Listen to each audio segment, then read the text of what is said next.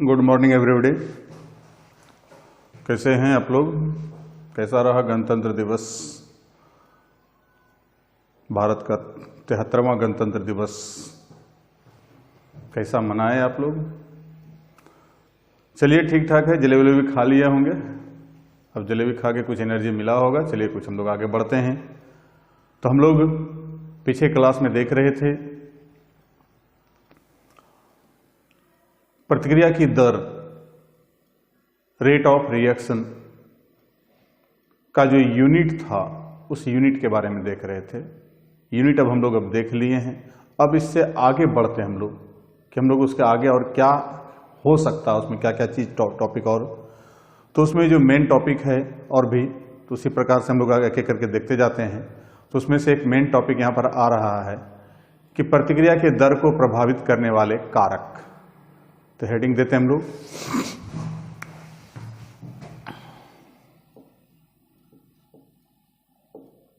प्रतिक्रिया के दर को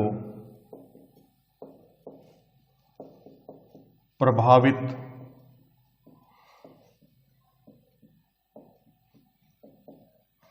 करने वाले कारक। Factors affecting on rate of reaction।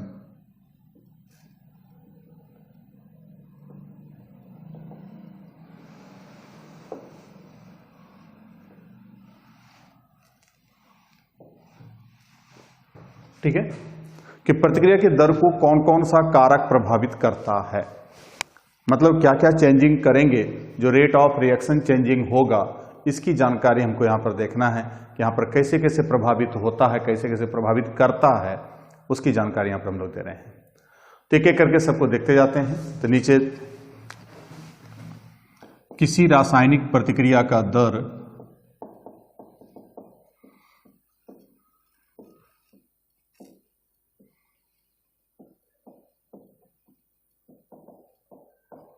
निम्नांकित कारकों के द्वारा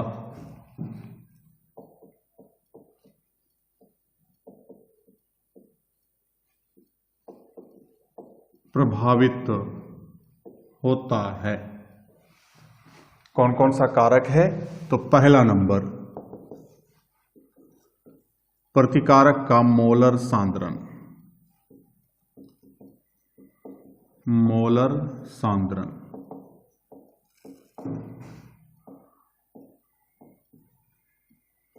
मोलर कॉन्सेंट्रेशन ऑफ रिएक्टेंट।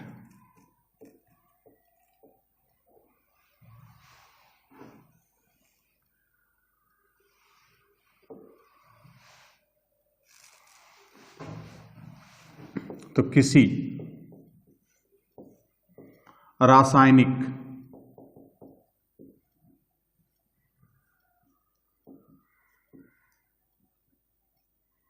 प्रतिक्रिया का दर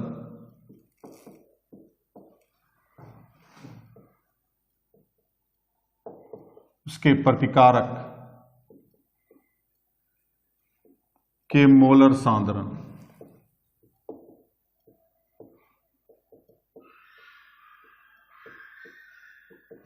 का समानुपाती होता है, अर्थात रेट ऑफ रिएक्शन समानुपाती होगा रिएक्टेंट प्रतिकारक का मोलर सांद्रण। अतः प्रतिकारक का मोलर सांद्रण बढ़ने के साथ साथ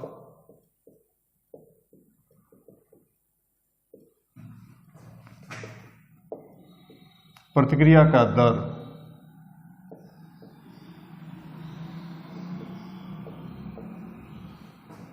भी बढ़ता जाता है।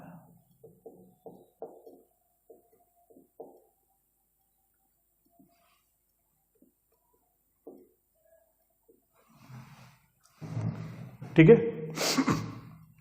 तो किसी भी प्रतिक्रिया का जो दर होगा उसके प्रतिकारक के मोलर सांद्रण का समानुपाती होगा। मोलर सांद्रण जितना बढ़ाएंगे प्रतिक्रिया का दर उतना बढ़ता जाएगा। मोलर सांद्रण घटेगा, प्रतिक्रिया का दर घटेगा। जैसे ये कलम है, तो कलम में जो हम पहले भी एग्जाम्पल लिए थे इसको, कि इसमें जो इंक डालेंगे वो प्रतिकारक है, तो वो प्रतिकारक जब है तो इसका मोलर सांद्रण को यदि हम बढ़ाते हैं, मतलब इंक अधिक डालते हैं, तो कलम एकदम फास्टली चलता है, कहीं कोई दिक्कत नहीं है, एकदम फ्लुएंटली है एकदम। लेकिन जैसे जैसे इसका इंक घटेगा तो इसका चलने का रफ्तार क्या हो जाएगा, कम हो जाएगा, घटता चला जाएगा। तो इसलिए इसका जो है रेट उतना अधिक तभी होगा जबकि इसमें इंक अधिक डालेंगे। इंक कम रहेगा, इसका चलने का दर क्या हो जाएगा, कम। जैसे इंसान है, खाना खाते हैं हम लोग, तो खाना क्या है, प्रतिकारक है हम लोग के लिए। तब खाना यदि हम लोग के शरीर में एनर्जी नहीं मिल रहेगा तो हम लोग काम करने का दर क्या होता है, घट जाता है। कहते हैं भूख लग गई, अब नहीं होगा हमसे काम। लेकिन जैसे फिर खाना खाते हैं तो लगता है कि अंदर से एनर्जी आया, उसका काम करने का रफ्तार क्या होता है, बढ़ जाता है। तो ठीक उसी प्रकार से किसी भी रिएक्शन के लिए प्रतिकारक का मोलर सांद्रण बढ़ेगा तो प्रतिक्रिया की दर भी बढ़ेगी। इसका मोलर सांद्रण घटेगा, प्रतिक्रिया का इसका जो है प्रतिक्रिया का दर जो है वो क्या होगा, घटता जाएगा। ठीक है, लिख लीजिए।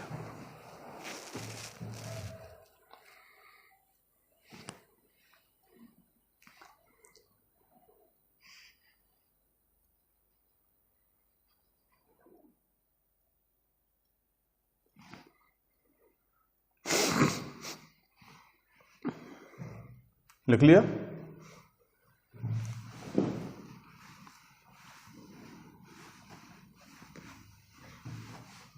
तो पहला कारक समाप्त हो गया। अब दूसरा कारक देखते हैं।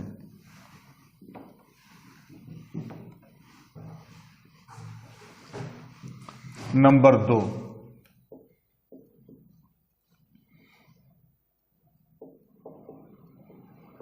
पदार्थ का भौतिक अवस्था।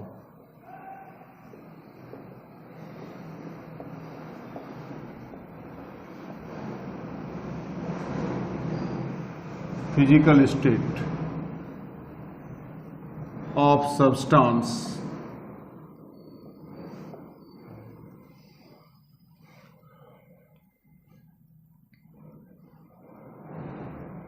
समान प्रतिक्रिया के लिए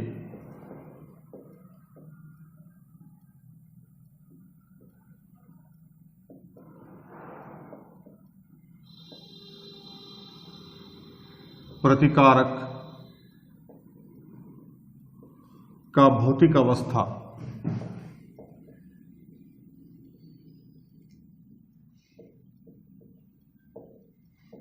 परिवर्तित करने पर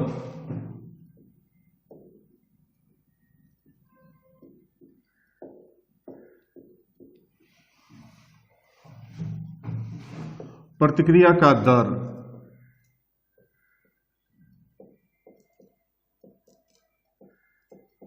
भी परिवर्तित होता है।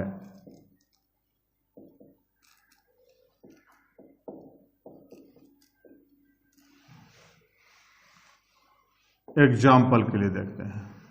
मतलब फिजिकल स्टेट्स रिएक्शन सेम है, एक ही रिएक्शन है, उसका जो है कि हमको यदि सिर्फ प्रतिकारक जितना भी उसमें प्रेजेंट है उसका यदि मोलर सांद्रण हम कांस्टेंट रख दिए, रिएक्शन भी सेम है, प्रतिकारक भी सेम है, लेकिन भौतिक अवस्था यदि चेंज करते हैं तो उसका कहता है कि हमको उसका मोलर सांद्रण, जैसे भौतिक अवस्था चेंज करेंगे तो उस प्रतिक्रिया का दर भी क्या होगा, चेंज होगा, परिवर्तित होगा। तो ये जाकर के जो है हमको प्रतिकारक के भौतिक अवस्था पर भी निर्भर करता है कि भौतिक अवस्था क्या लिए हैं, ठोस लिए हैं, द्रव लिए हैं या गैस लिए हैं। क्योंकि हम लोग जानते हैं कि ठोस अवस्था में क्या होता है, पदार्थ का थोड़ा ज्यादा सिमटा हुआ रहता है, नजदीक सटा हुआ रहता है। द्रव अवस्था लेते हैं तो थोड़ा सा फैला फैला रहता है, गैसीय अवस्था लेते हैं तो उसका अंतराण्विक बल काफी कमजोर होता है, इंटरमोलिकुलर फोर्स काफी कमजोर होता है, इसलिए दूर दूर फैला होता है। जब जितना अधिक दूर दूर फैला रहेगा उसका रिएक्टिविटी क्रियाशीलता उतना अधिक बढ़ा हुआ रहता है। तो गैसियस स्टेट में अधिक क्रियाशील होगा, ठोस अवस्था में सबसे कम क्रियाशील होगा। तो वैसे कंडीशन में यदि अवस्था को चेंज करते हैं तो कहता है पदार्थ का जैसे अवस्था चेंज करेंगे तो प्रतिक्रिया का दर क्या होगा, परिवर्तित होगा। जैसे एग्जांपल के लिए ले NH3 gas, HCl gas, NH4Cl,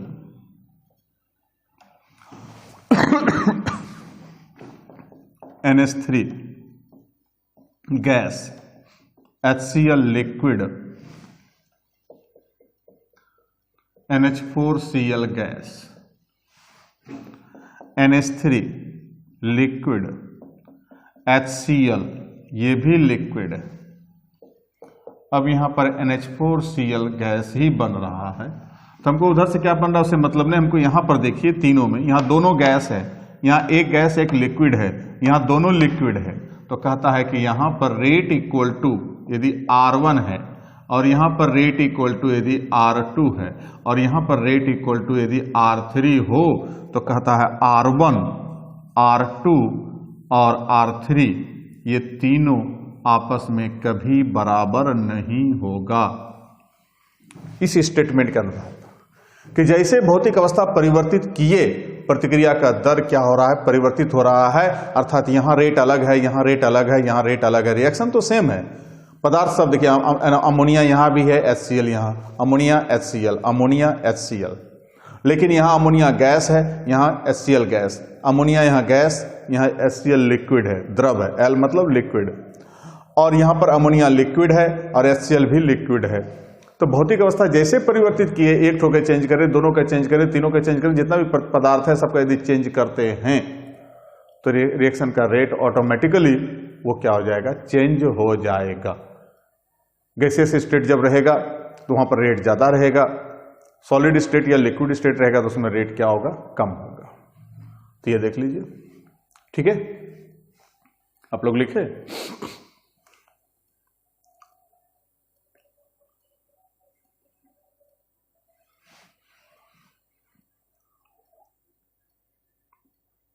ठीक है,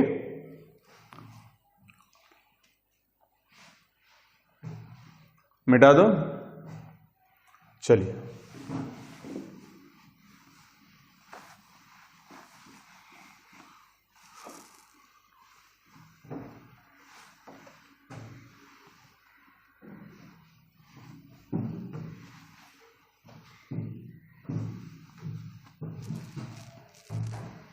तीसरा नंबर,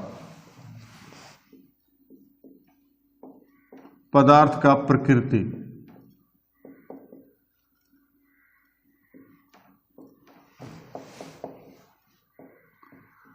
नेचर ऑफ सब्सटेंस।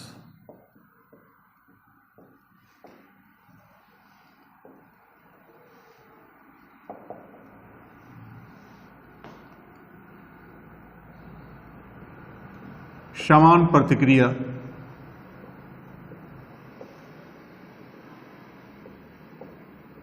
तथा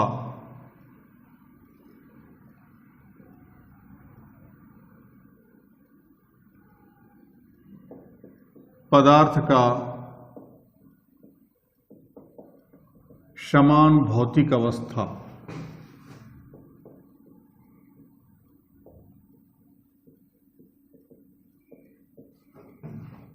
रहने के बावजूद भी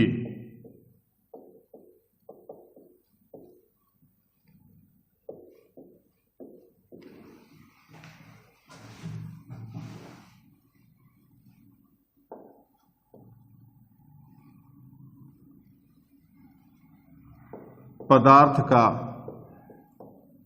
प्रकृति अलग अलग रहने पर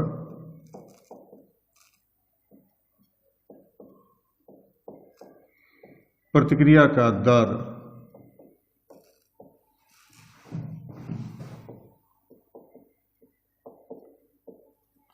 भी परिवर्तित होगा।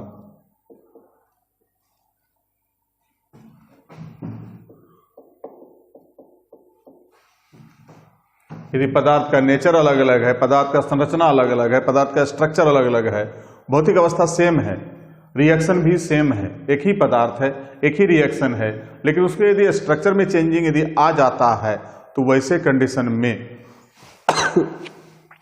उस प्रतिक्रिया का दर क्या होगा, अलग अलग हो जाएगा। जैसे यहां पर एग्जांपल हम लोग देखते हैं तो समझ में आएगा। कार्बन है solid plus O2 gas, CO2 gas, carbon solid, O2 gas, CO2 gas, carbon solid, O2 gas, CO2 gas.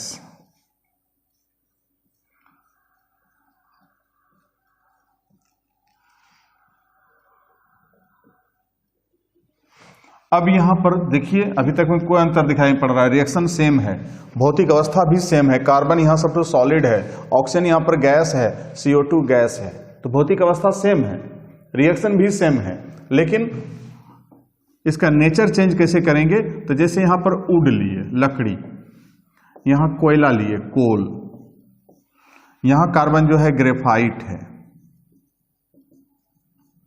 और यहां कार्बन जाकर के जो है डायमंड है, तो सबका स्ट्रक्चर तो अलग होगा ना भाई, ये चारों का संरचना तो अलग होगा। तो इसलिए यदि यहां पर रेट इक्वल टू यदि R1 है, रेट इक्वल टू यहां पर R2 है, रेट इक्वल टू यहां पर यदि R3 है, और रेट इक्वल टू यहां पर यदि R4 है, तो इसलिए R1 will not be equal to R2, will not be equal to R3, will not be equal to R4। ये चारों आपस में समान नहीं होगा। क्यों? क्योंकि सबका संरचना अलग है, सबका प्रतिक्रिया करने का दर क्या होगा, अलग होगा। इसी प्रकार से और एग्जांपल लेते हैं, फास्फोरस, रेड फास्फोरस, अब फास्फोरस, व्हाइट फास्फोरस, श्वेत फास्फोरस, अब इसको हवा की उपस्थिति में जलाते हैं, इसको भी हवा की उपस्थिति में जलाते हैं, तो ये 2P2O5 बनाता है, और ये भी 2P2O5 बनाता है। यहां ऑक्सीजन गैस है, यहां भी ऑक्सीजन गैस है। ये रेड फास्फोरस है, ये व्हाइट है, ये भी सॉलिड है और ये भी सॉलिड है, तो दोनों सॉलिड है, लेकिन अंतर क्या है, यहाँ रेड फास्फोरस है, यहाँ व्हाइट फास्फोरस है। व्हाइट फास्फोरस ज्यादा क्रियाशील होता है रेड फास्फोरस के तुलना में, ये कम क्रियाशील है, ये अधिक क्रियाशील है। तो इसका जो रेट होगा, इसका यदि रेट इक्वल टू R1 है,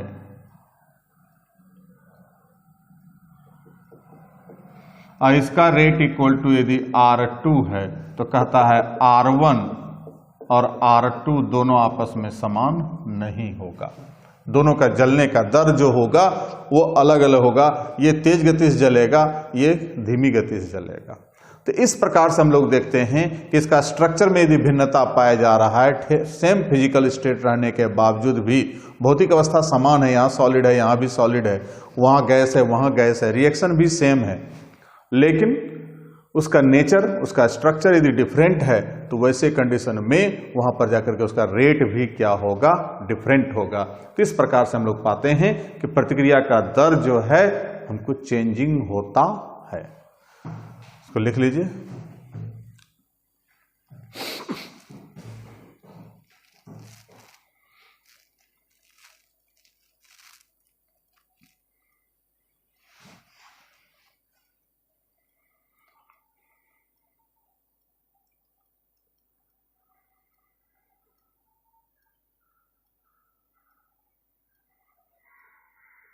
हो गया होगा। आप लोग भी जल्दी लिखो।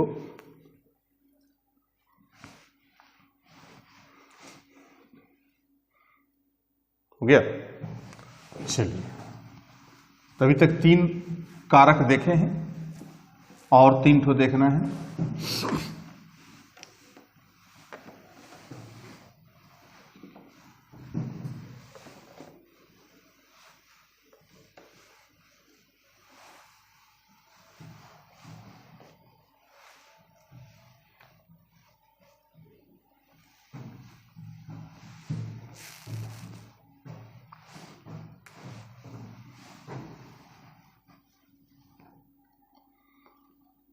चलिए यहां पर देखते हैं अगला चौथा नंबर, तापक्रम, टेम्परेचर।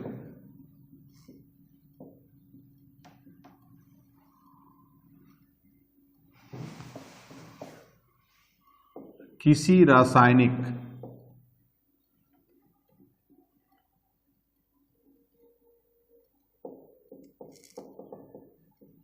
प्रतिक्रिया का दर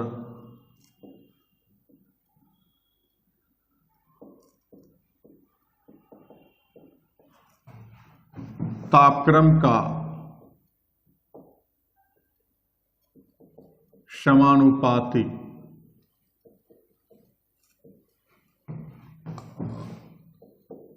होता है।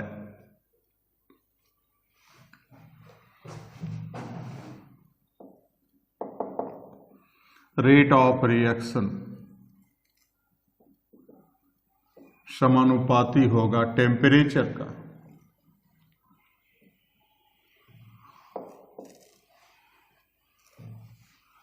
अर्थात तापक्रम बढ़ाने पर प्रतिकारक का क्रियाशीलता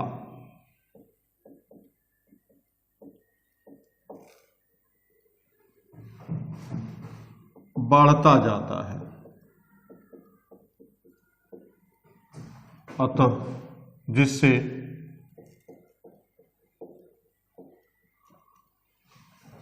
प्रतिक्रिया का दर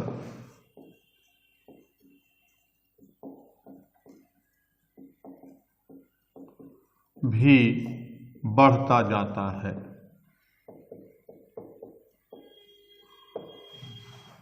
प्रतिक्रिया का दर भी क्या होता है, बढ़ता जाता है।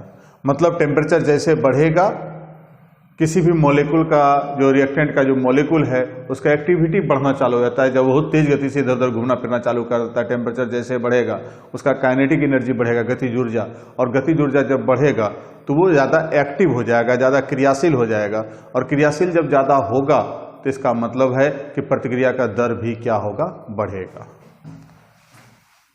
प्रैक्टिकली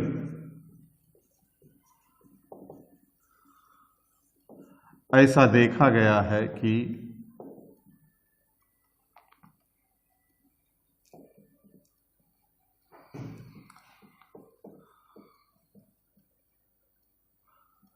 प्रत्येक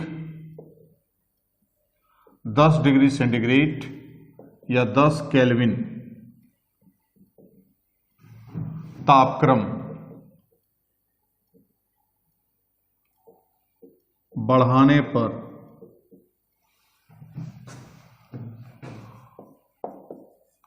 प्रतिक्रिया का दर दुगुना हो जाता है।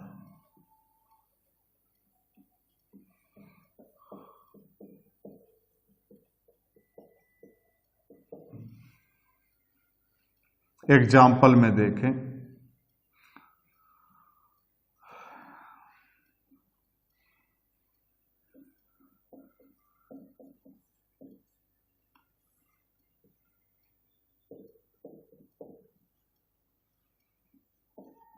एक 1000 डिग्री सेंटीग्रेड।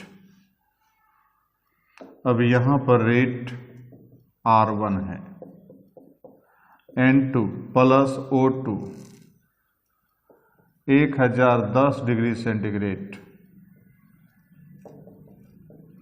R2, तो इसलिए R1 will not be equal to R2, तथा दूसरा काम जो होगा R2 जो है पहले वाला रेट का दुगुना हो जाएगा, 2R1 हो जाएगा, क्योंकि 10 डिग्री सेंटीग्रेड बढ़ाएंगे तो टेम्परेचर कितना हो जाएगा, दुगुना। पहले R1 था, अब उसका ये जो R2 आया इसका दुगुना हो जाएगा।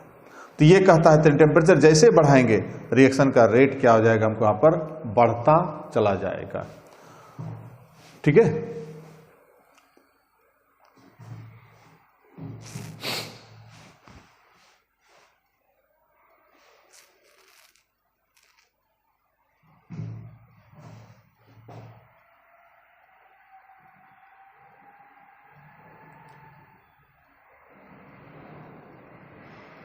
हो गया, लिख लिया?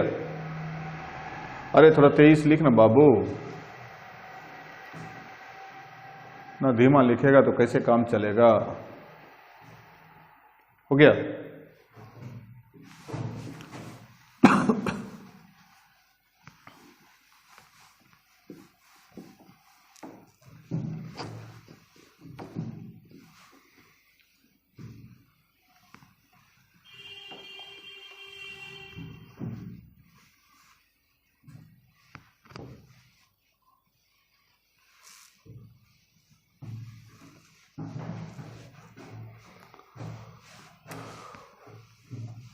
पांचवा नंबर,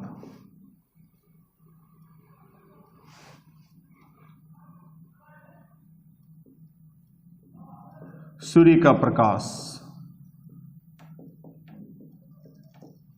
सनलाइट,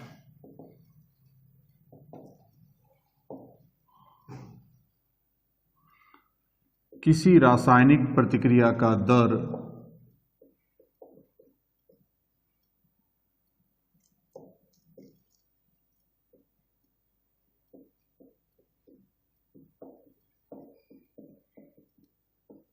सूर्य के प्रकाश के द्वारा भी प्रभावित होता है। अतः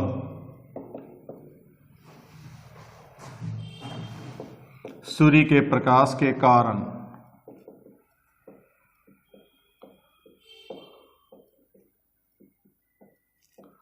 प्रतिकारक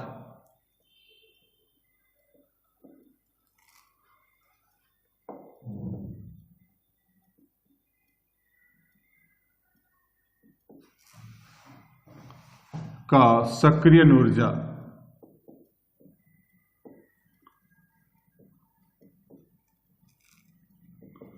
बढ़ जाता है,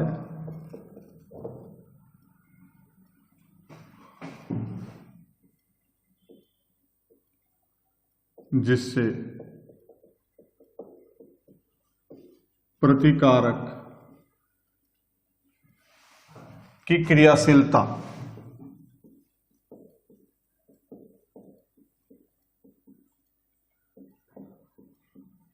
भी बढ़ती जाती है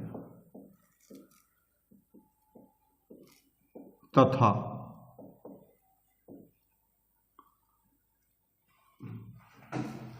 प्रतिक्रिया की दर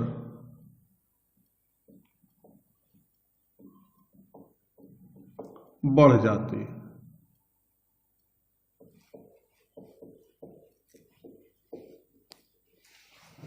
प्रतिक्रिया का दर भी बढ़ जाता है, प्रतिकारक का जो है कि मोलर, जैसे हमको वहां पर सनलाइट का प्रभाव पड़ेगा तो सनलाइट का प्रभाव पड़ेगा, प्रतिकारक को क्या होगा, आवश्यक सक्रियण ऊर्जा, मतलब जितना ऊर्जा उसको चाहिए क्रियाशील होने के लिए वो ऊर्जा उसको मिल जाता है, जिसके परिणाम स्वरूप प्रतिकारक जो है अधिक क्रियाशील हो जाता है। जैसे हम लोग सिंपल से देखिए, नॉर्मल हम लोग अपने जीवन में मौसम थोड़ा ढका होकर रहता है तो हम लोग का एक्टिविटी थोड़ा सा स्लो हो जाता है, जैसे धूप निकलता है तो हम लोग क्या होता है, एक्टिविटी थोड़ा ज़्यादा, तो हर दुनिया में हर चीज़ का एक्टिविटी सूर्य के प्रकाश के द्वारा ज़्यादा प्रभावित होता है, तो वो ज़्यादा एक्टिव हो जाता है, ज़्यादा क्रियाशील हो जाता है, ज़्यादा एक्टिव रूप से काम करता है, तो वही जाके प्रतिक्रिया का दर क्या हो जाएगा, बढ़ जाएगा। जो काम करने का रफ्तार था वो पहले कम था, अब क्या हो जाएगा, ज़्यादा हो जाएगा। तो बहुत सारा एग्जाम्पल हम लोग दैनिक जीवन में देखे हुए हैं। CH4 + Cl2, यहां डार्क है, सनलाइट नहीं है, तो नो रिएक्शन।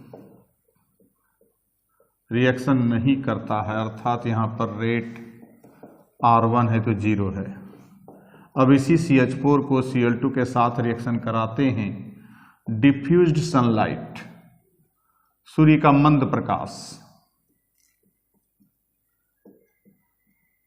डिफ्यूज्ड सनलाइट की उपस्थिति में कराते हैं तो CH3Cl प्लस HCl। अब यहाँ पर रेट जो होगा R2 होगा, दोनों आपस में समान नहीं होगा। अब इसी CH4 को रिएक्शन कराते हैं Cl2 के साथ, डायरेक्ट सनलाइट,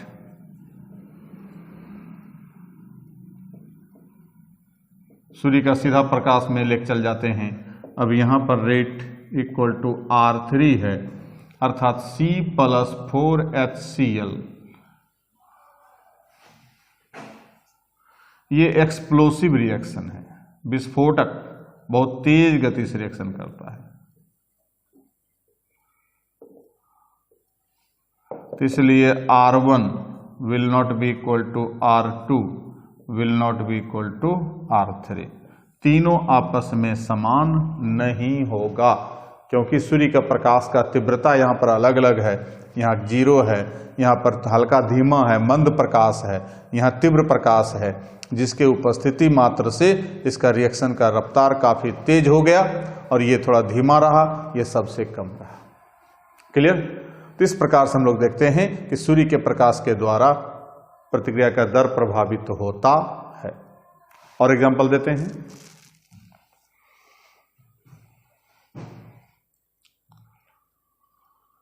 लिख लिया?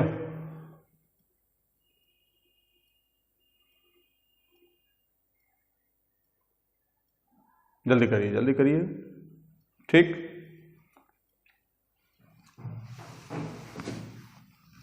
और एग्जाम्पल देते हैं इसमें। हम लोग दैनिक जीवन में बहुत सारा देखते हैं, अनुभव नहीं करते कि हाँ यहाँ पर ये चीज असर पड़ता होगा, लेकिन असर पड़ता है। जैसे एक प्रकाश संश्लेषण की प्रक्रिया जो है कि 6CO2 प्लस, अब यहां जाकर के सनलाइट नहीं है, डार्क है, या नहीं तो डिफ्यूज्ड सनलाइट है, सूर्य का मंद प्रकाश है,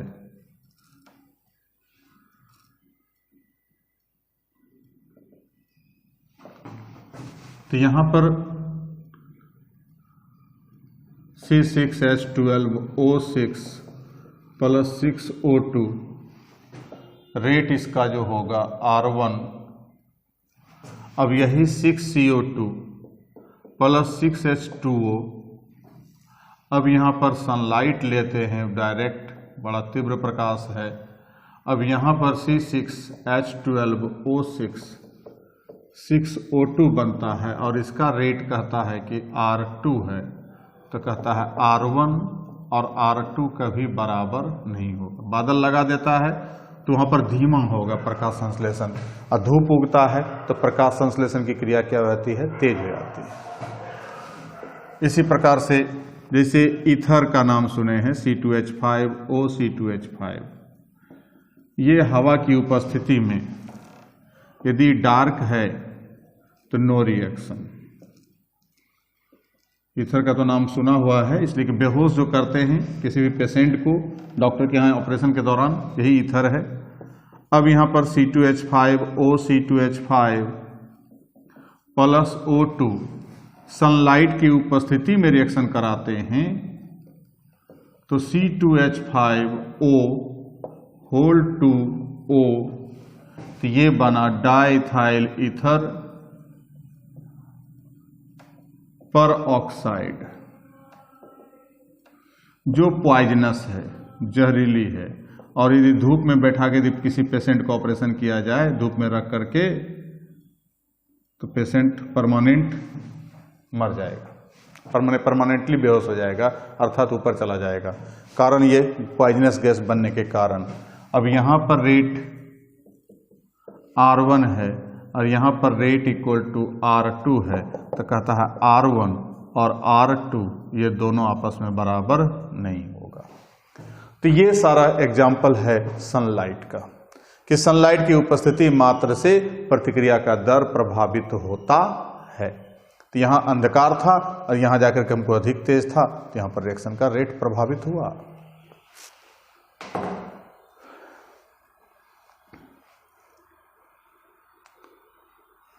ठीक है, अब एक और लास्ट छठा नंबर मिटा दूं। चलिए,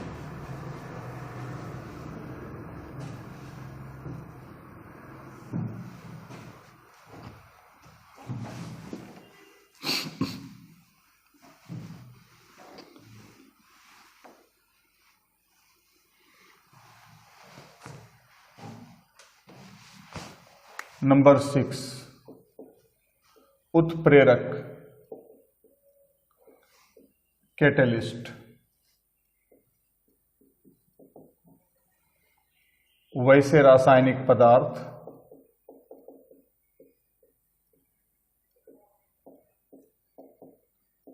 जो स्वयं प्रतिक्रिया में भाग नहीं लेता है,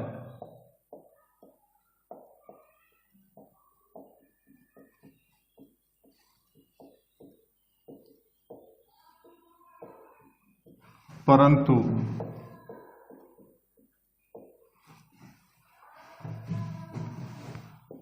प्रतिक्रिया के दर को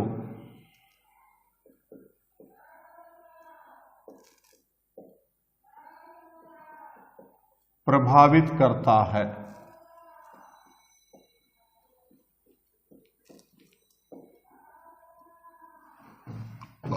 उसे उत्प्रेरक कहा जाता है।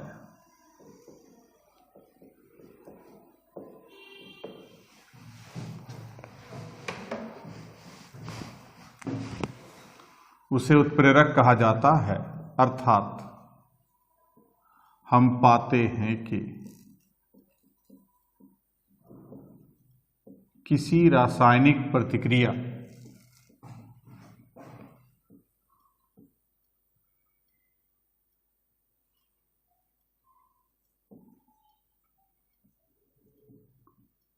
के लिए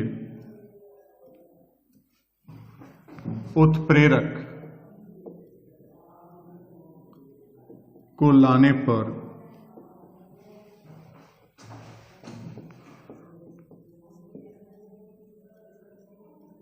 प्रतिक्रिया का दर प्रभावित होगा।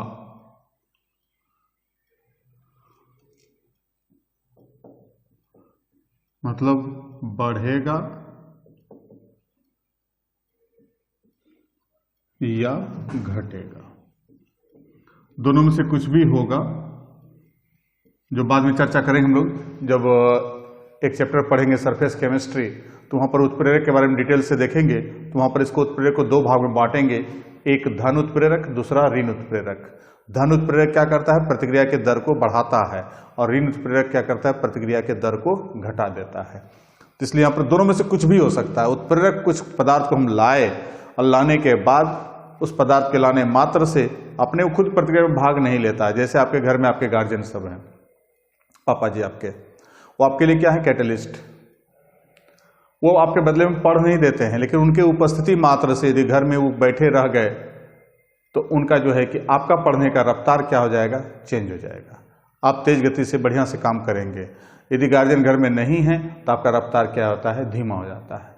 तो ठीक उसी प्रकार से यहाँ भी है कि किसी भी रिएक्शन के लिए हम उत्प्रेरक को लाते हैं तो वो स्वयं प्रतिक्रिया में भाग नहीं लेता है, लेकिन प्रतिक्रिया के दर को क्या करता है, प्रभावित करता है।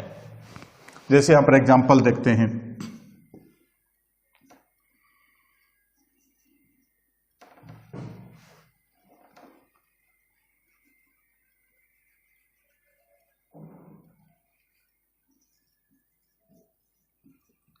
KClO3 विदाउट कैटलिस्ट नहीं लाए हैं। 2KCl + 3O2। अब रेट इक्वल टू यहाँ पर क्या है, R1 है। अब वही 2KClO3, अब यहाँ MnO2 लाए हैं कैटलिस्ट के रूप में।